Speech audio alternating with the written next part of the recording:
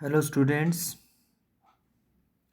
आज मैं SCC chemistry BSc third year के लिए सेकंड यूनिट है, जिसमें हम डिफरेंट टाइप्स ऑफ पेस्टिसाइड्स, जो सिंथेटिक पेस्टिसाइड्स हैं, डीडीटी, लिंडेन, मेलाथायोन, पैराथायोन और भी क्लासेस के जो पेस्टिसाइड हैं उसको हम डिस्कस करेंगे। इससे पहले हमने चैप्टर 1 है, जो यूनिट 1 था, उसमें था इंट्रोडक्शन टू पेस्टिसाइड्स की पेस्टिसाइड्स क्या हैं।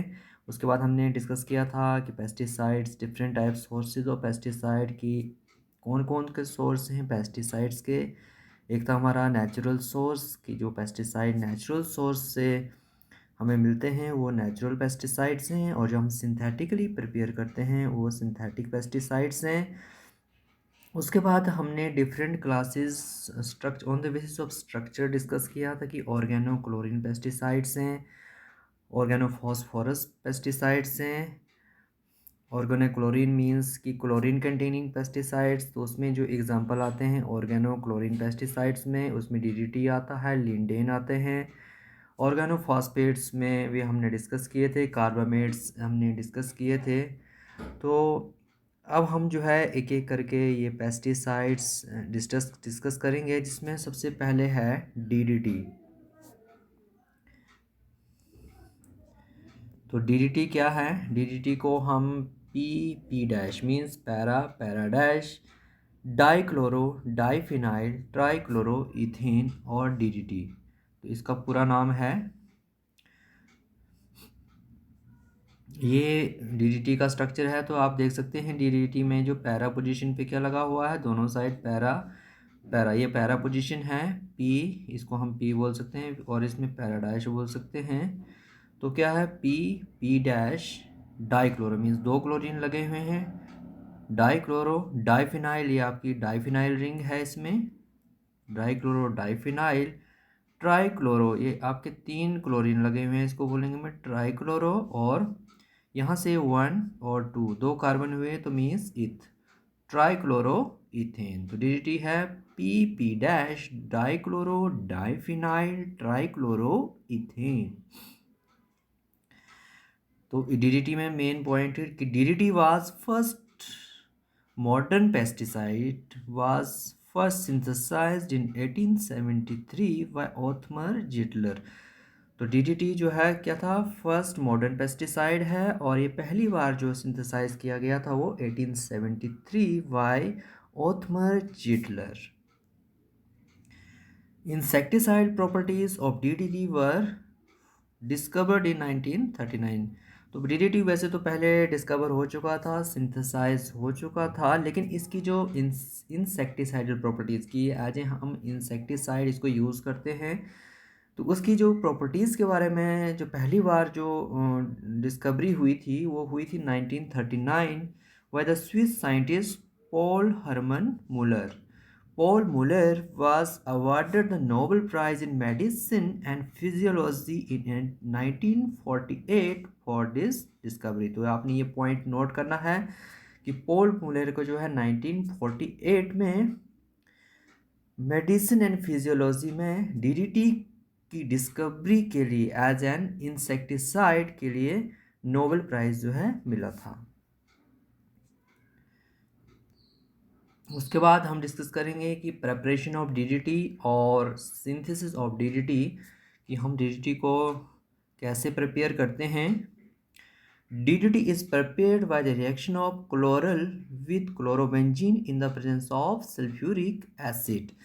तो ये आपका क्लोरल का फार्मूला है, ये इसको हम क्लोरो बोलते हैं, CCl3, और एक एल्डिहाइड ग्रुप लगा हुआ है। तो इसकी हम रिएक्शन करते हैं क्लोरोबेंजीन के साथ in the presence of sulphuric acid. तो आपका ये 2 मोल ऑफ क्लोरोबेंजीन इसमें लिया गया है, ये 1 मोल, और 2 मोल हमने क्लोरोबेंजीन लिए हैं, और 1 मोल लिया है क्लोरल का। 2 मोल ऑफ क्लोरोबेंजीन, तो आपका क्या बनता है?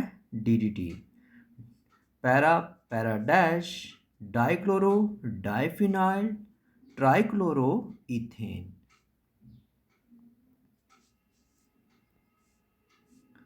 उसके बाद हैं प्रॉपर्टीज ऑफ डीडीटी में, कि प्रॉपर्टीज क्या क्या हैं इसकी। डीडीटी क्या है? DDT is a white crystalline powder with week order. तो इसमें जो वाइट क्रिस्टलाइन पाउडर होता है, वीक ऑर्डर होता है इसका। It shows low solubility in water and high solubility in organic solvents, fats and oils. तो इसकी सॉल्युबिलिटी क्या होती है? इसकी लो सॉल्युबिलिटी है वाटर में होती है, और लेकिन हाई सॉल्युबिलिटी किस में होती है? मीन्स ऑर्गेनिक सॉल्वेंट, जो आपके नॉन पोलर सॉल्वेंट हैं। तो ये नॉन पोलर सॉल्वेंट में हाईली सॉल्युबल है। नेक्स्ट जो है effect of DDT on environment, की आपका डीडीटी अगर हम यूज़ करते हैं तो उसका इन्वायरमेंट पे क्या इफेक्ट है।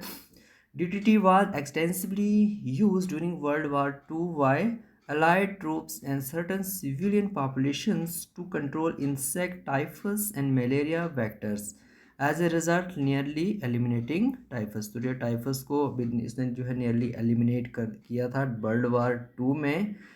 DDT was also extensively used as an agricultural insecticide after 1945। 1945 के बाद हम DDT का कैसा यूज हुआ था? As an agricultural insecticide. While the 1950s, in some uses, doses of DDT and other insecticide had to be doubled or tripled as resistant insect strains developed। क्यों कि आपके जो इंसेक्ट थे जिसके अगेंस्ट हम ये DDT यूज़ करते हैं, तो उन इंसेक्टों में क्या आ गया था? रेजिस्टेंस की। उनको अगर हम जो डोज दे रहे थे वो सिंगल डोज से जो है वो जो है ख़त्म नहीं हो रहे थे, किल नहीं हो रहे, तो उनको क्योंकि उनमें रेजिस्टेंस आ रहा था, तो उनको किल करने के लिए, उनको रोकने के लिए तो हमें क्या करना पड़ रहा था? डोजेस बढ़ानी पड़ी। जैसे पहले हमारी कंसंट्रेशन जो थी वो 10, जैसे पहले उनके लिए डोजेस थी 10 mg, उसके बाद उसमें रेजिस्टेंस आ गया तो हमें 50 mg डोजेस करनी पड़ेगी, और रेजिस्टेंस तो 100 mg। तो जैसे जैसे रेजिस्टेंस डेवलप हुआ वैसे वैसे हमें डोजेस भी बढ़ानी पड़ी। तो effect of DDT on environment में क्या है? Many species of insect develop resistance to DDT and it was also discovered to have a high toxicity towards fish. तो क्या था कि जो आपके बहुत सारे इंसेक्ट, जैसे मैंने अपने लास्ट स्लाइड में डिस्कस किया कि कुछ इंसेक्ट ने क्या किया, डीडीटी के अगेंस्ट जो है रेजिस्टेंस डेवलप कर दिया, और साथ में इसकी क्या होगी, जैसे हम डीडीटी यूज़ करते तो जैसे हम यूज़ करते हैं तो वो धीरे धीरे किस में गया, वो पानी में भी गया, तो रिवर में भी गया, तो वो क्या करने लगा? टॉक्सिसिटी क्रिएट करने लगा। जैसे अगर आपके रिवर या किसी पॉन्ड्स में तो फिश हैं तो उनके लिए क्या होता, वो टॉक्सिक हो गया। तो इससे क्या पड़ा? इन्वायरमेंट पे इफेक्ट पड़ा कि टॉक्सिसिटी टू फिशेज, अगर रिवर में गया तो फिश हैं उनके लिए टॉक्सिक हो गया। अगर हम उसी टॉक्सिक फिश को ह्यूमन कंज्यूम करेगा तो उसका इफेक्ट हो क्या पड़ेगा? इफेक्ट ह्यूमन पे भी पड़ेगा। The chemical stability of DDT and its fat solubility compounded the problem. DDT is not metabolized very rapidly by animals. Instead, it is deposited and stored in fatty tissues. If ingestion continues at a steady rate, DDT builds up with the animal over time. तो ये क्या बोल रहा है कि DDT is not metabolize very rapidly by the animal. किसकी metabolism जो है वो एनिमल्स हैं उसमें बहुत ज़्यादा रैपिडली नहीं होता है। इट इज़ इंस्टेड, इसमें क्या, ये क्या कहाँ डिपॉजिट होता है? Stored in the fatty tissues, की फैटी टिश्यूज़ में ये स्टोर होता रहता है। तो ये क्या करता है? नेगेटिव इम्पैक्ट क्रिएट करवाता है टुवर्ड्स एनिमल्स।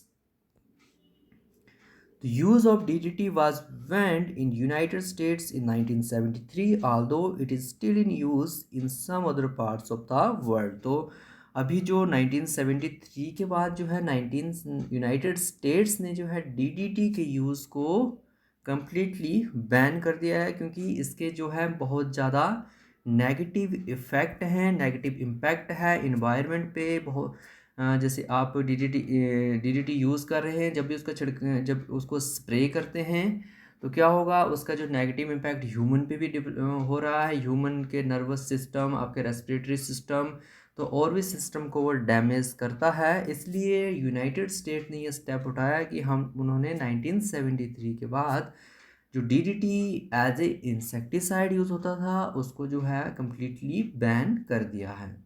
तो ये आज के लिए इस स्लाइड्स में यही था। हम नेक्स्ट स्लाइड में डिस्कस करेंगे लिंडेन।